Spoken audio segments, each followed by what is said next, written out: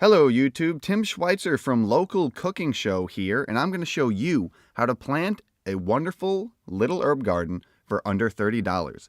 Here we go. First thing is to pick up this plantainer from Lowe's. It was only $13 and it does a great job for spreading out your herbs so you have ample room to grow. Second step is to take a drill and drill about 10 3/8 inch holes in the bottom of your plantainer. This will allow for the water to drain out the bottom.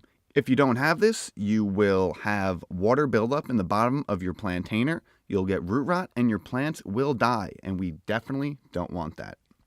So, second step is to put in some planting mix. It's nice, fluffy, has some nutrients in it. You're not going to want to put normal soil because then you will not be able to move the plantainer once you're done. It will be far too heavy. Next step is to add in some bone meal, and this is going to add some phosphorus to the soil. Then, a little bit of blood meal. Yes, it is dried blood. This is going to add nitrogen to the soil to help your plants grow. Next, a little bit of lime. This is a powdered lime, and it contains calcium and magnesium, and the plants love it. Once we have our soil raked in with all the extra nutrients we put in, it is time to plant. Our herbs of choice are lavender, dill, basil, thyme, cilantro, sage, parsley, and instead of our rosemary, which I would normally be planting, but they were out of it at the store, we're just going to replace that with some kale for now, and we'll get the rosemary next week. No big deal. So, the potting mix costs only $10. I know, $10 sounds like much for dirt, but it's well worth it. Your plants will grow great. Okay, and then as far as the cost of our herbs are, you're looking at $3 a cell pack. And that's 6 plants in a cell pack, so 50 cents each. That is absolutely nothing when you look at the cost of herbs when you buy them in the supermarket.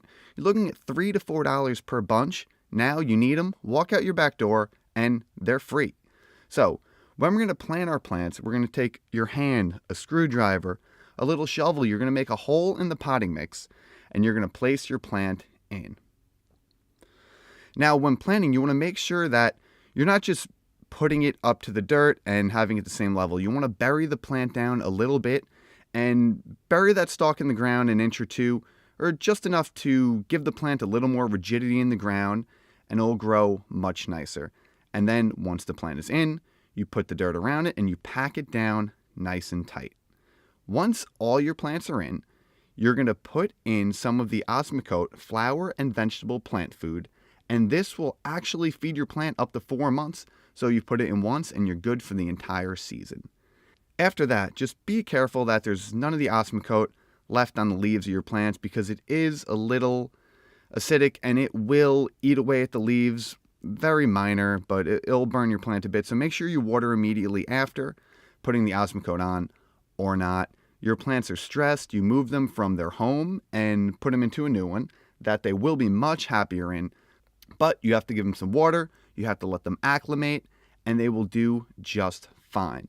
So water them up nice and good for a couple minutes, and there you have it. And just as far as maintaining your garden, you don't have to water them every day.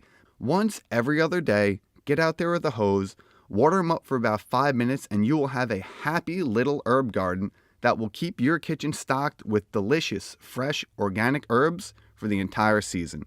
Remember, I'm Tim Schweitzer from Local Cooking Show. Visit my website at www.localcookingshow.com. The link will be below. And follow me on Twitter at local_cooking. Have a great day. Happy gardening.